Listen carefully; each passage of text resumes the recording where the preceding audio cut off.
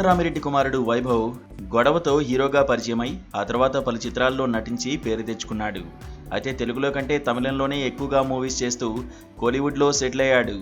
విశేషం ఏమంటే వైభవ్ అన్న సునీల్ రెడ్డి కూడా నటుడే. పలు సినిమాల్లో కీలక పాత్రల్లో మెరిసిన సునీల్కి జైలర్ సినిమాలో పాత్ర ఎంతగానో పేరు తెచ్చింది. తాజాగా వీరిద్దరూ కలిసి ఓ చిత్రంలో నటించారు.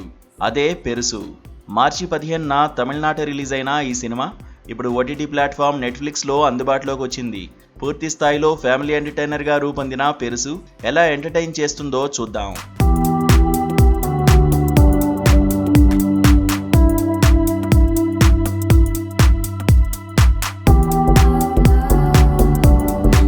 సామి ఓ ఎలిమెంటరీ స్కూల్ టీచర్. అతని తమ్ముడు దురై. ఓ రోజు హఠాత్తుగా వారి తండ్రి మరణిస్తాడు. అయితే చనిపోయిన తండ్రి అంగం స్తంభించి ఉండడం చూసి వారిద్దరితో పాటు వారి ఫ్యామిలీ పడ్డ అగచాట్లే ఈ పెరుసు సినిమా కథాంశం.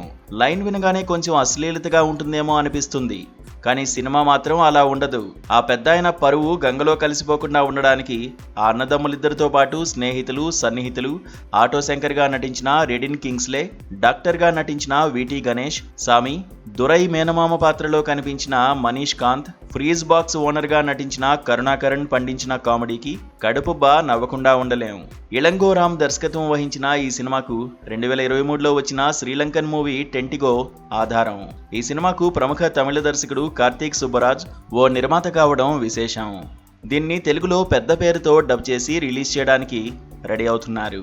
సెన్సార్ బోర్డు ఏ సర్టిఫికేట్ ఇచ్చినా ఈ సినిమాకు తమిళనాట క్రిటికల్గా ప్రశంసలు దక్కినా కమర్షియల్ సక్సెస్ మాత్రం దక్కలేదు. ఇక నటీనటుల విషయానికొస్తే సునీల్ రెడ్డి, వైభవ్ తమ పాత్రల్లో ఒదిగిపోయారు.